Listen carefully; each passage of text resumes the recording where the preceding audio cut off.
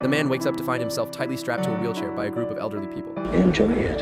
You're the guest of honor, our protagonist. The sight before him sends a chill down his spine. But it all started a week ago. The man, having committed a crime, was assigned to work as a volunteer at a nursing home. On his first day, he immediately sensed something was off. The residents here were all in their 60s, but the rooms constantly echoed with strange, seductive murmurs. Thinking he wouldn't stay long, Max decided to remain silent. The administrator then assigned him daily tasks. In addition to taking out the trash twice a day, he also had to keep the carpets clean. The administrator especially warned him never to go to the 4th floor of the nursing home, because the residents on the 4th floor suffered from severe mental illnesses. During the afternoon spa session, an elderly lady, upon seeing Max for the first time, smiled brightly at him. Her expression was shy, like a young girl of 18. Just as they were chatting, one elderly man in the water suddenly began to bleed profusely from his head. The scene immediately erupted into chaos, but the doctor insisted everyone leave before he would offer help. What struck Max as even more bizarre was that one elderly man from the 4th floor seemed to have his eyes on him, and his gaze carried a hint of malice. That night, Max had a nightmare. He seemed to hear someone whispering in his ear. It sounded like an ancient incantation being chanted.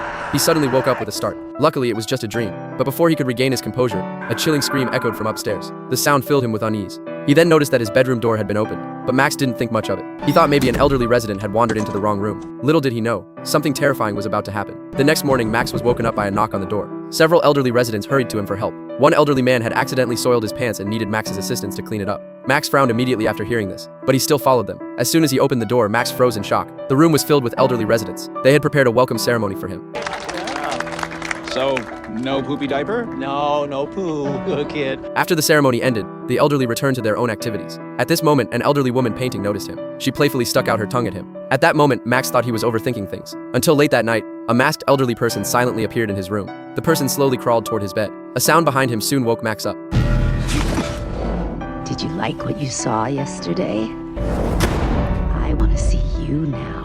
The next moment, the person stabbed a knife into his body. Max jolted awake. It turned out to be another nightmare. Unable to sleep, Max went out into the hallway to get some air. At that moment, a song from ahead caught his attention. Two elderly people were dancing gracefully. It was eerie yet calm. Max thought about going back to rest, but the familiar scream echoed from upstairs once again. This time, Max couldn't hold back any longer. He pressed the button for the elevator to the 4th floor, and this decision led him step by step toward the abyss. Following the sound, Max arrived at a room at the end of the hallway. He pushed the door open. Inside, a few elderly people sat with vacant expressions. Their condition was completely different from the residents downstairs. Their bodies were covered in wounds, and the entire room reeked of a nauseating odor. At that moment, an elderly man in the corner suddenly fixed his gaze on him. He slowly extended a finger toward Max. Max thought the man was asking for help, so he walked closer. The next moment, the man suddenly lunged at him in a frenzy. In the chaos, the administrator arrived just in time. They pulled the elderly man off of Max and urged Max to leave immediately.